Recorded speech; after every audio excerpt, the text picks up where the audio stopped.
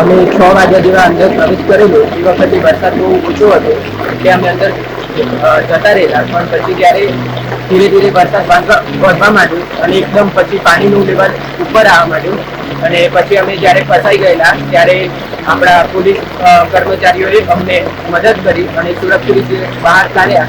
એ બદલ એ બધાનો ધન્યવાદ. અને હવે નમ્ર વિનંતી છે કે કોઈ અંદર પ્રવેશ કરવો નહીં એ જગ્યાએ. એટલે પોલીસ પોલીસમાં આવી